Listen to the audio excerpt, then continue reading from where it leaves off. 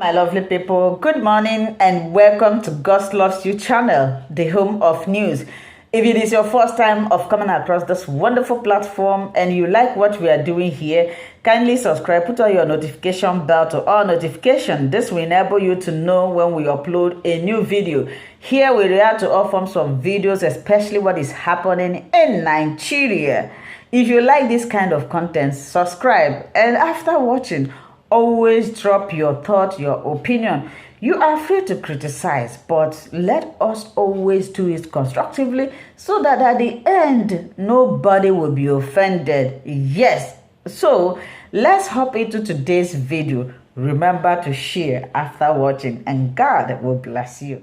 The North is saying, before Tinubu finish us, let us join hands together to stop him. Northern Nigeria. Northern Nigeria is saying that if we allow Tinubu enter 2027, it is over for Northern Nigeria. We should and must not allow Tinubu get into that power 2027.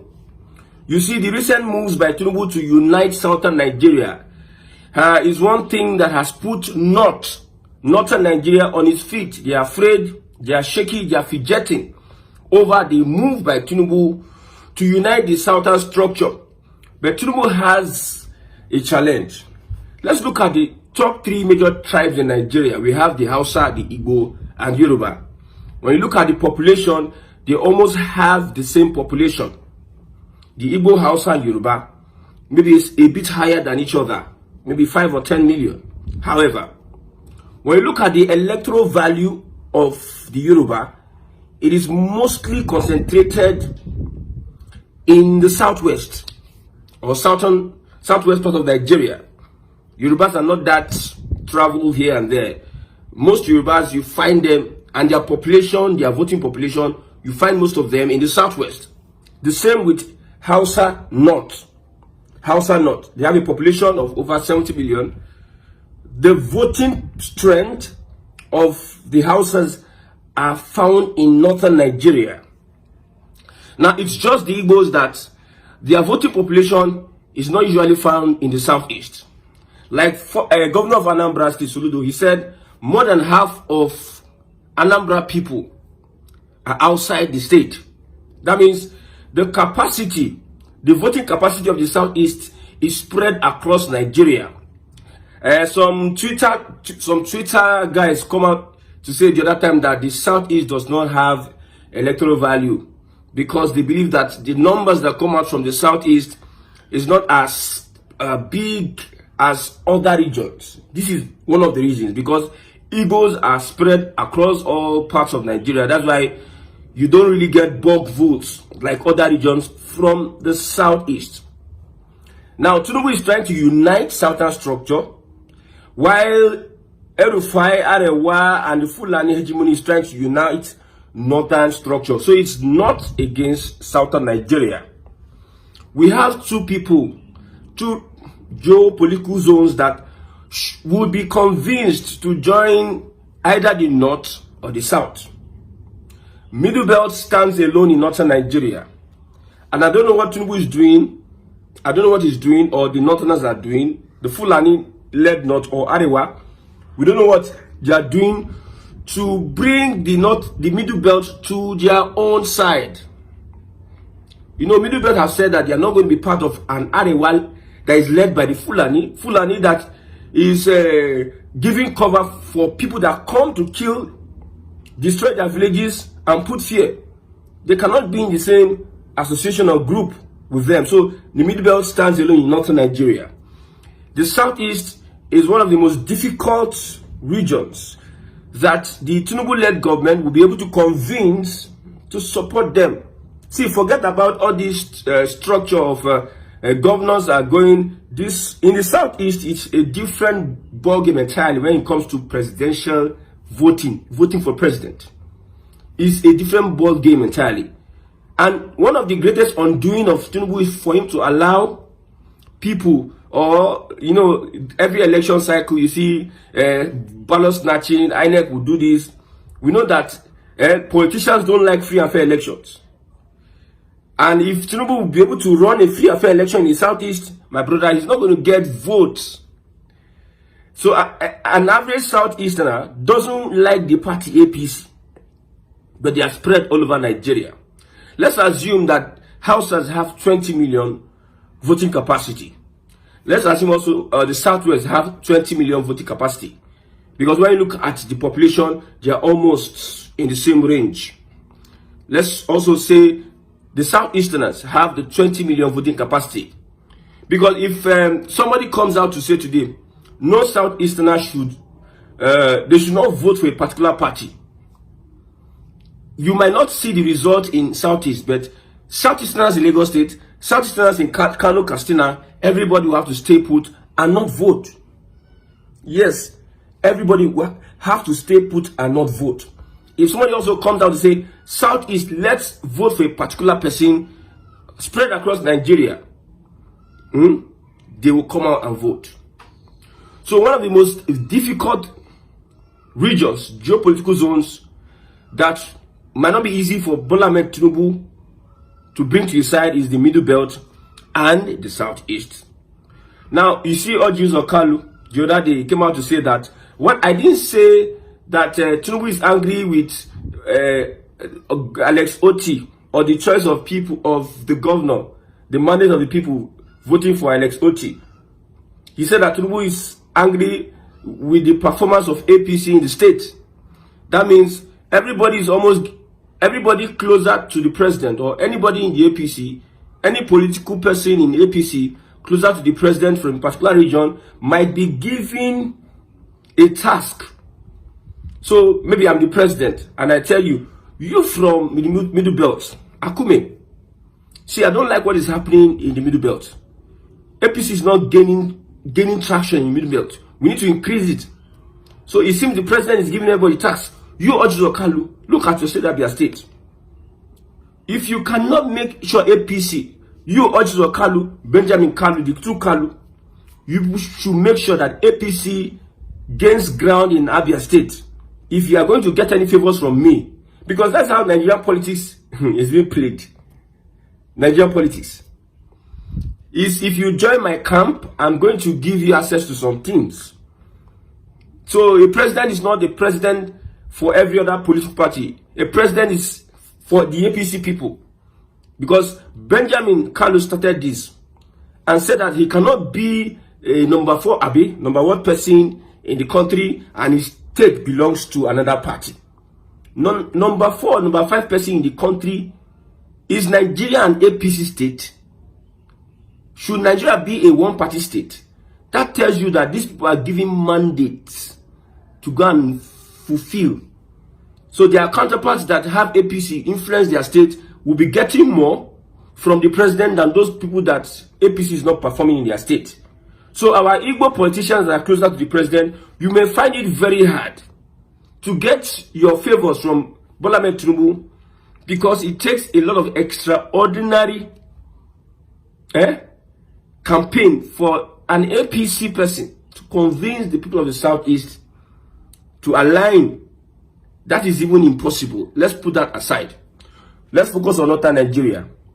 The last time we had an election, 2023, Tinubu won with Northern votes. Tinubu won with Northern votes. He lost Southern votes. Obi won Southern votes. Southern Nigeria, I mean, Southern votes. Even the Okowa that they camped, when he was even the vice presidential candidate of the PDP that polled second during the last election, his state, P2B won that state.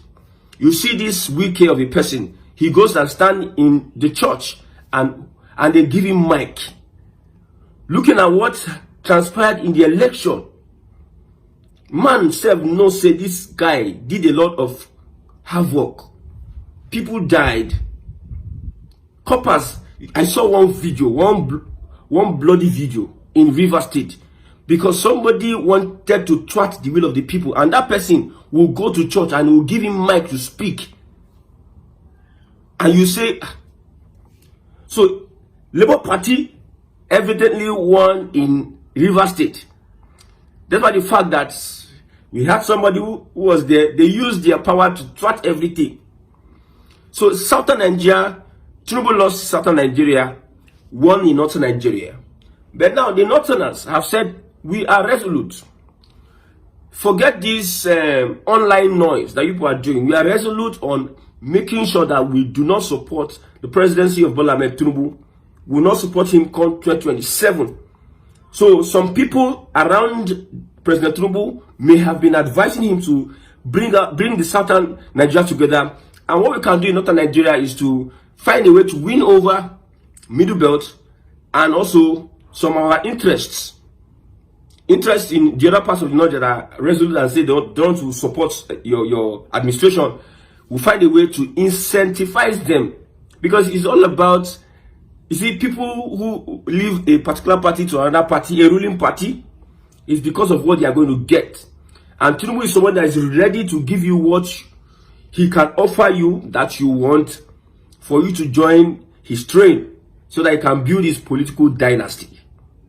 I've told you before, number one on Tinubu's mind is not good governance. That is my own perspective, speculation, because I see his actions day by day. He's focused on solidifying his political base and making sure that the coast is clear for him to complete 8 years as a president. First, if that one is assured, then you can talk about him looking at passing laws and bills that will help his Yoruba brothers stand very well, Gidigba. Then every other person will get the crumbs. And also restructure Nigeria from the bondage of the Fulani. The Fulani also have realized this. That's why they are mobilizing as many people they can mobilize around northern Nigeria to make sure that the north does not vote for Tinubu's administration. So they are saying, northern Nigeria is saying that before Tinubu finish us, we must all come together and join hands together and stop him. I have said this before, I will say it again. If Tinubu enters 2027, that is when North will understand that nobody should be bragging in this mere geographical expression. You cannot be bragging that the North will do this, the North will do that. A Southern has come out to show you people that all this your bragging does not hold water.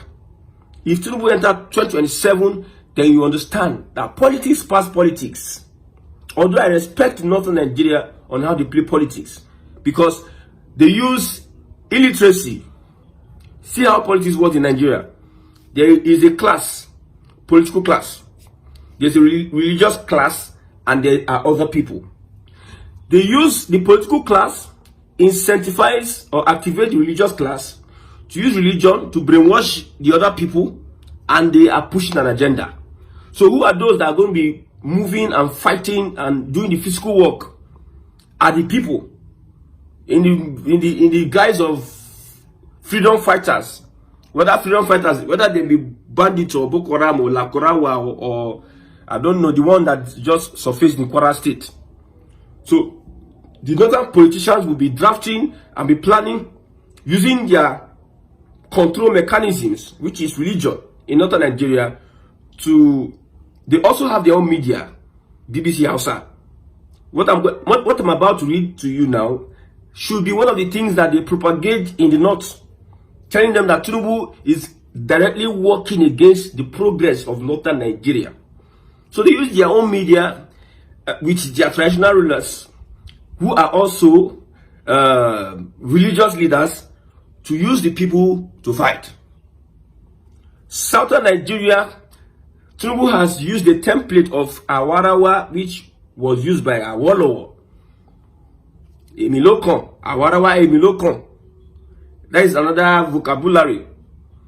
So to unite the Yorubas, those that understand, those that have these, I don't want to use bigotry in them, because we know that this is for political gain. If you are saying Emilokon in this 21st century, it's just for political power.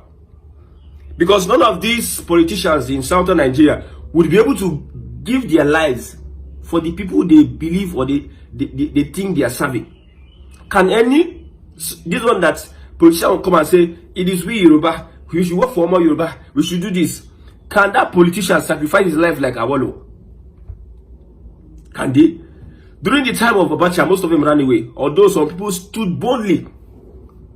So these are current crop of politicians in the southern part of Nigeria. They use the politics of divide and rule, because we have so much concentration of major tribes in the southwest because of the developments and the sea and everything. Like I said, Lagos State, every family in the whole Nigeria is represented in Lagos State. Whether you are from far away Taraba or you are in Adamawa, there's always one person from the 36 states of the region that is in Lagos. Even from Niger Republic in Lagos, even from Ghana, even West Africa, even a Burkina Faso person, you find him in Lagos. So what the Yorubas do is, these Yoruba politicians do is that they use the doctrine of divide and rule. Don't let these people, it's we, Yoruba, it's we, this, it's we, that. That's the kind of politics. While in the southeast, the kind of politics they play in the southeast is, the southeast have a history, and they have not recovered from that. That is the 1967 Nigerian Biafra War. So anybody that brings the sentiment of that Biafra War, people are going to follow that person. Anybody that tells an average Igbo man that we are marginalized in Nigeria and we need to find our feet and take our asses off this mere geographical expression called Nigeria, people are going to follow.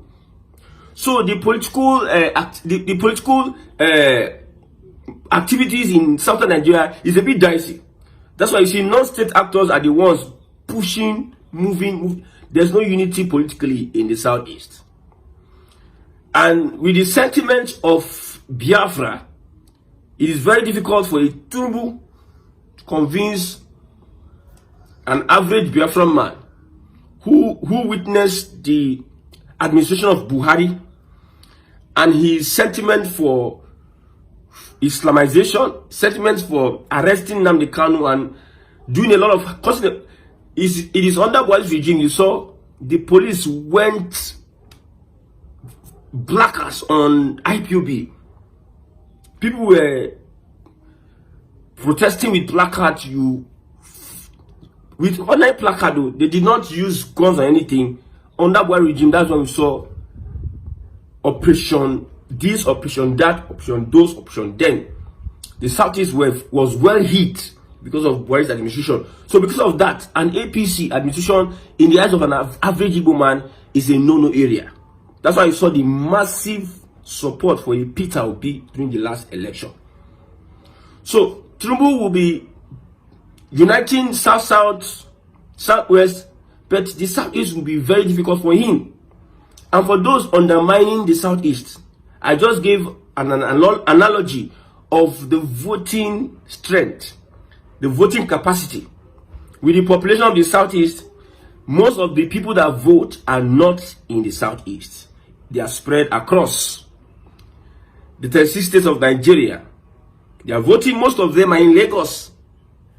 So if somebody is saying that the Southeast have no electoral value as alignment, they have not understood the dynamics of a Southeast voter. If somebody said, okay, I think it's Kanayo came the other time. Kanayo or Konkwo came the other time and said, no, not Kanayo, I think it's Okonkwo or Kanayo, maybe one of them, came and said, Southeast have 30 million voters. And some people thought that he's trying to play Igbotika because of the people are undermining the voting power and strength of the Southeast. That's why he said so. So the challenge for Tinubu now is that he won with Northern votes. The North are trying to tell you that we are no more votes for Tinubu. So what he needs to do is to actualize and bring together the Southern structure. How do you bring together the Igbo structure? Now, look at Tinubu's government, look at appointments. Look at the campaign of hate and division. So it will be difficult for Tinubu to bring together votes from the Southeast. Because if he's going to be president, anywhere an Igbo man is, if he loves you, he will vote for you. Wherever he is. Wherever he is. You see people that are against the Ezendigbo, this Ezendigbo in Shomolu. Well, when it's time for politicians to start campaigning, you see them going to meet Ezendigbo. Tell your people to vote, tell your people vote this and vote that.